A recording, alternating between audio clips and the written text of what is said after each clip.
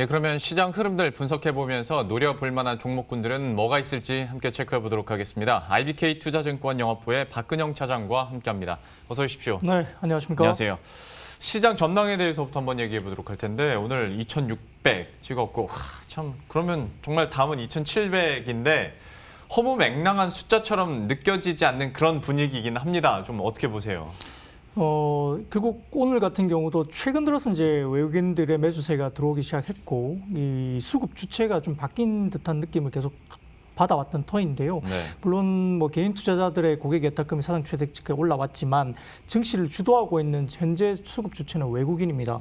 외국인들이 결국 환율 문제 때문에 그러하기도 하고요. 또 EM 내에서 대한민국이 대만과 더불어서 이제 IT 비중이 좀 높으면서 EPS라든지 그다음에 코로나 관련된 이슈가 상당히 좀 통제가 잘 되고 있다는 점에서 밸류에이션 매력도가 분명히 있는 상황이고 특히 환율 부분은 1,140에서 1,160원 사이 정도의 외국인들이 과거에도 사기 시작했다는 점이고 1,120원대가 접어들면서 외국인들이 가장 많이 사는 구간으로 접어들거든요. 네.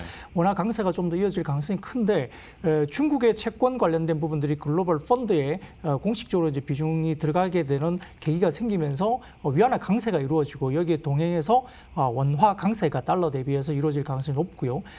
그다음에 연말에 또 내년 초일지 모르겠습니다만은 재정 관련된 그 정부에 대한 미국에서 여러 가지 부양책이 또 있기 때문에 달러보다는 원화 강세가 좀 이루어질 가능성이 높아서 당분간 외국인 중심의 수급 현상이 나타날 가능성이 크고 여기에다가 현물을 포함해서 선물 시장까지 지금 매수세가 이루어지면서 현선물 동시 매수로 인해서 또 그 선물 흐름도 굉장히 긍정적으로 가고 있습니다. 코스피 200 중심으로 이제 사고 있기 때문에 중소형주보다는 대형주 중심의 움직임이 상당히 가볍게 움직여지는 모습이고 금일 같은 경우도 반도체라든지 그다음에 조선, 그다음에 해운 이런 종목들도 굉장히 움직임이 좋고요. 철강까지도 움직이고 있는 모습이 있는데 최근에 뭐 금융주를 포함한 화학 이런 쪽도 마찬가지로 주가가 올라오면서 잘 빠지지 않고 있고 또 업종별 순환매가 돌아오면서 대형주 중심의 코스피 지수가 상대적으로 좀 높게 올라오는 국면입니다. 기술적 지표로는 2,600 정도 올라오면서 약간의 단기적인 어떤 부담감은 좀 있을 수 있겠지만 상대적으로 지금 코스닥이 좀 덜 오르는 느낌이 있습니다. 룸이 좀 남아있다는 느낌이 있는데요. 그럼에도 불구하고 아마 코스피 기준을 봤을 때 올해 대비 내년이 EPS 그러니까 주당 순이익이 코스피 기준입니다. 올해 대비 약 35에서 40% 정도 급증할 것으로 지금 추정이 되고 있는 상황이어서 이러하다면 지금 주가 부분은 지수는 올라왔지만 밸류에이션은 오히려 더 매력적인 구간으로 떨어진다는 점을 감안했을 때 추가적인 업사이드는 충분히 가능할 것 같고요. 또한 이제 지수 단으로 봐서는 이런 부분에서는 대부분 하우스에서 약 2,800에서 2,900 정도까지는 지금 코스피에 대한 목표 주가가 올라오고 있고 3,000을 넘는다는 쪽도 있긴 하지만 아직까지는 3차까지 보는데 확신을 가지기는 좀 어렵습니다만 그럼에도 불구하고 장기 저금리라든지 그다음에 유동성 확대 부분 이런 부분이 있습니다.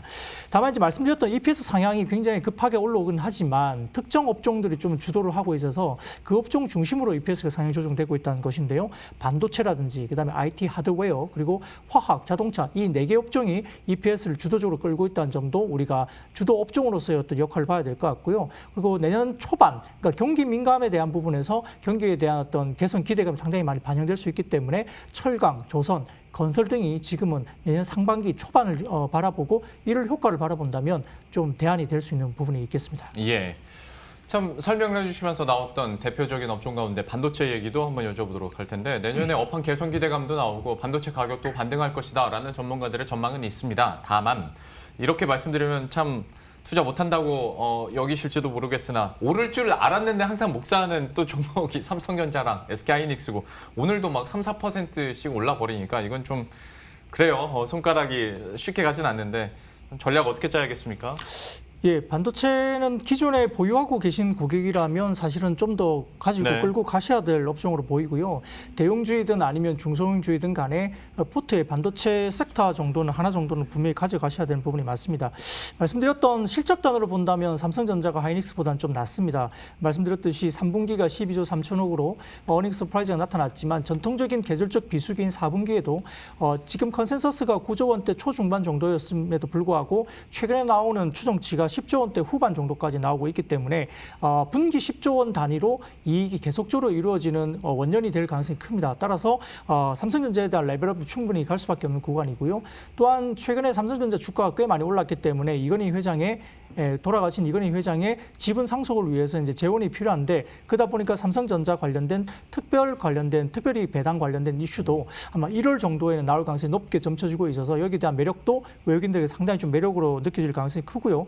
글로벌 마이크론이라든지 여러 가지 그 반도체 관련된 회사와 더불어서 밸류에이션 매력도로 봤을 때도 지금 삼성전자 상당히 고무적으로 매력적인 구간으로 들 수 있습니다. 파운드리의 성장이라든지 그다음에 가전이나 스마트폰에 관련된 화웨이 반사 이익까지 이야기되고 있기 때문에 내년 연간 사업부가 상당히 여러 가지 그러니까 반도체, 가전 그다음에 IT, 스마트 기기까지 올라온 부분이 보이기 때문에 상당히 좋고요.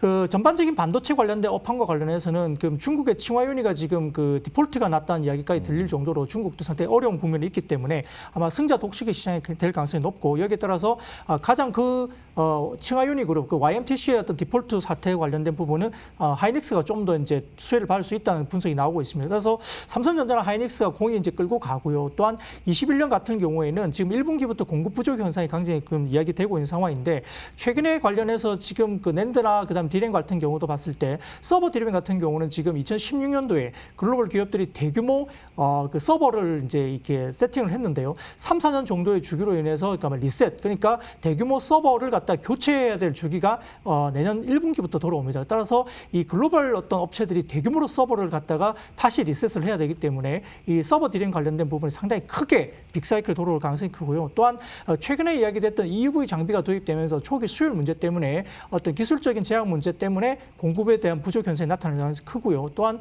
DDR4에서 DDR5 실종이 넘어가면서 DDR5 관련된 부분도 당연히 어떤 기술적인 이전 변화 때문에 공급 물량이 늘어나기는 좀 어렵습니다. 따라서 기술적인 이전 변화 때문에 공급이 굉장히 제한적이고요.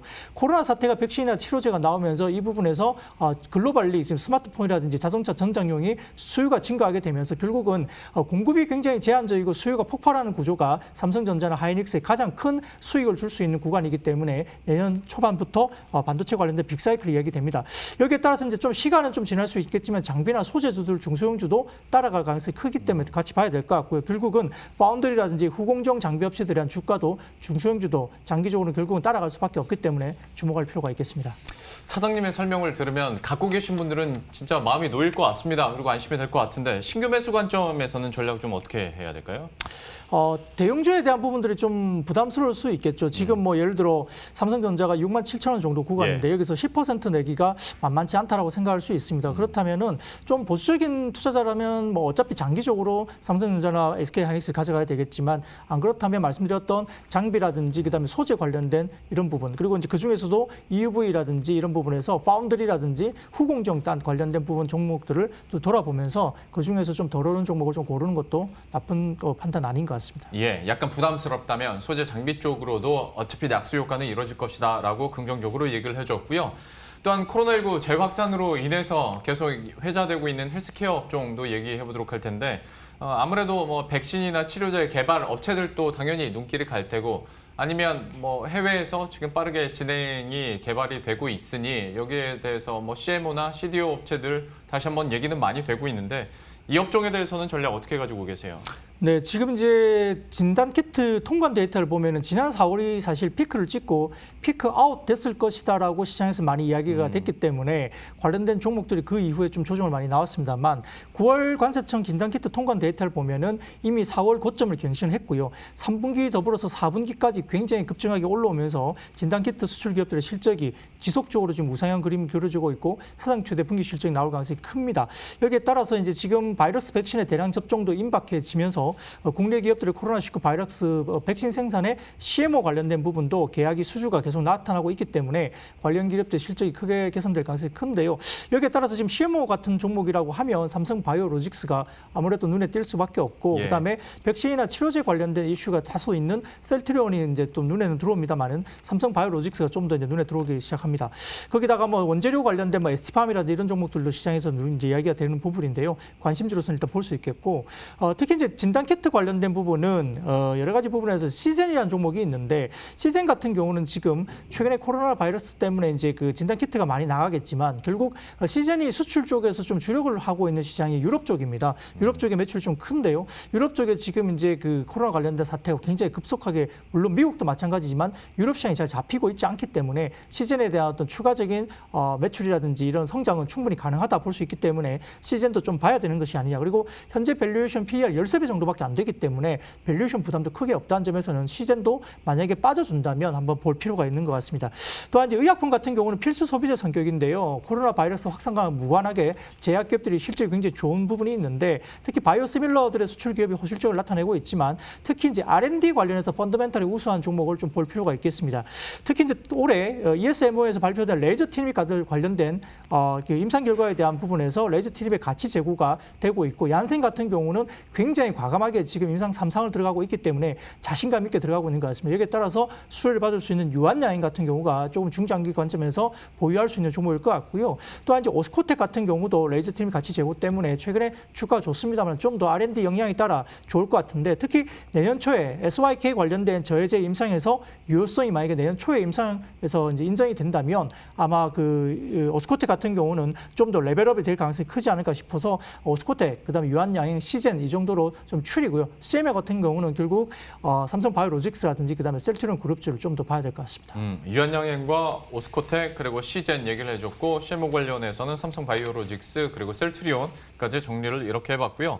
앞선 코너에서 저희가 포장 제지주 여기에 대해서 왜 관심을 받고 왜 급등을 하고 있는지는 설명은 쫙 했는데 엽종군에 대한 투자 의견 좀 어떻게 가지고 계십니까?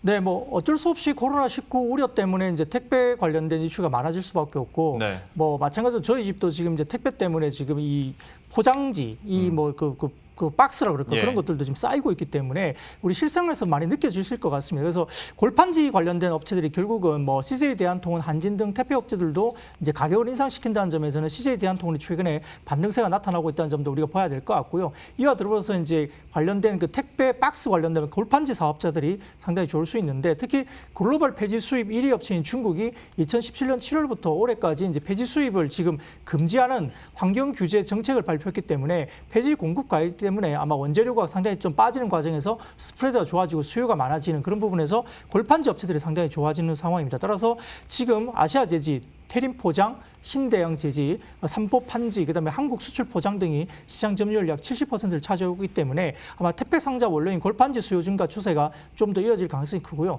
또 코로나 사태가 만약에 조금 종식이 된다 하더라도 지금 이제 저희가 생활 패턴에서 이제 여러 가지 택배 관련된 이슈가 과연 과거로 돌아갈까는 지금 제가 보기에는 그렇지 않을 것 같습니다. 그래서 기존의 택배 수요가 많이 올라온 부분들이 여전히 유지되면서 굉장히 오랫동안 온라인 주문에 익숙해지면서 앞으로는 그냥 트렌드로 간다고 본다면 여전히 택배 관련된 부분도 지속될 가능성이 크다는 점에서는 원지라든지 골판지 제조업체의 수혜는 당분간 더 이어질 수 있기 때문에 골판지 업체 중심으로 좀 보실 필요가 있겠습니다. 예. 마지막으로 그 연말 쇼핑 시즌과 관련해서도 한번 여쭤보도록 할 텐데 물론 중국 관군제는 대박이 나긴 했습니다만은 이외에 뭐 블랙 프라이데이나 아니면 연말 소비와 관련해서는 예전 같지는 않을 거야라는 얘기들을 많이 하고 또 코로나19가 재확산되다 보니까 당연히 좀 소비 심리도 위축될 수 있을 텐데 하다 보니 대안으로 얘기를 많이 하는 게 운송 쪽이거든요.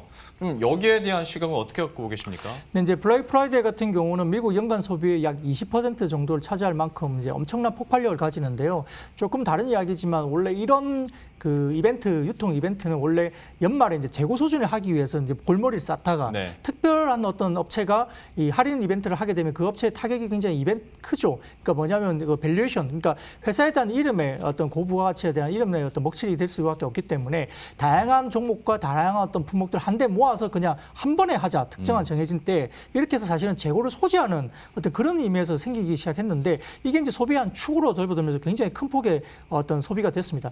물론 말씀하셨듯이 이제 코로나 때문에 좀 불안감에 오히려 소비보다는 조금 저축을 할 가능성이 크지 않느냐 싶어서 이번에 이제 11월 11일 관군제 관련해서도 매출이 조금 줄어들 수 있다는 목소리가 있었지만 사실 뚜껑을 열어보고 나니 중국 쪽의 관군제도 굉장히 크게 지금 폭발적인 수요가 보여졌고요. 네. 국내 같은 경우도 지금 해외 여행을 못 가고 있기 때문에 연간 지금 국내 내국인이 차지하는 해외 수용 경비가 약 30조 정도가 됩니다. 예. 이 30조를 뭐 일부 제주도라든지 일부 어떤 특정 지역을 좀 내부적으로 이제 좀 여행을 간다 하더라도 하더라도 대부분 소비는 지금 하지 못하고 있기 때문에 해외여행을 못 가는 소비를 갖다 결국은 이제 억누르는 부분을 스트레스를 풀기 위한 소비 욕구가 굉장히 강해질 수밖에 없고 예. 이 부분에서 이제 유통업체라든지 이 부분에서 굉장히 상승 모멘텀 충분히 가능하다. 폭발적인 소비는 가능하다 볼 수 있겠습니다. 따라서 최근에 이제 그렇다면 이제 과거에 전통적으로 이제 강세했던 IT 기기라든지 의류가 좋을 것인가에 대한 부분이 있는데 물론 최근에 이제 의류 업종들이 좀 리바운딩 되면서 주가도 괜찮은 모습인데요. 예. 이런 부분에도 불구하고 최근에 약간 집콕 경제 활성화 때문에 다소 IT나 의류 쪽에서 조금 넘어가는 것이 위생 관리나 가구 데코레이션 이런 부분에서 좀 넘어가는 부분이 있습니다. 따라서 네. 이런 부분에 대한 부분도 좀 포괄적으로 좀 보셔야 될 것 같고요. 반사익 관련해서는 당연히 4분기가 이제 운송 업종이 상당히 비수기이긴 하지만 최근에 운송 관련해서 컨테이너가 없고요. 항공 쪽도 지금 공간이 없다고 하기 때문에 이런 부분에서 좀 더 굉장히 이어질 가능성이 크다. 연말 소비 시즌에서. 그래서 아마 통상적으로 컨테이너 부분의 계절적인 비수기에 불구하고 이 부분에서는 상당히 성수기 가능성이 있기 때문에 해운이라든지 그다음에 대한항공과 같은 여객 말고 어떤 그 운임을 하고 있는 지금 이제 여러 가지 화물 운송을 하고 있는 항공업체 이런 부분도 좀 보셔야 될 것으로 봅니다. 연말 소비 시즌과 관련된 전략들 그리고 전망들까지 반사 이익까지 함께 살펴봤습니다. IBK 투자증권 영업부의 박근영 차장과 함께했습니다. 오늘 말씀 고맙습니다. 감사합니다. 예, 그럼 저희도 여기서 인사드리도록 하겠습니다. 오늘 시장도 마무리 잘 하시고요. 저희들은 내일 이 시간에 또 새로운 전략 들고 다시 찾아뵙도록 하겠습니다. 시청해주신 여러분 고맙습니다.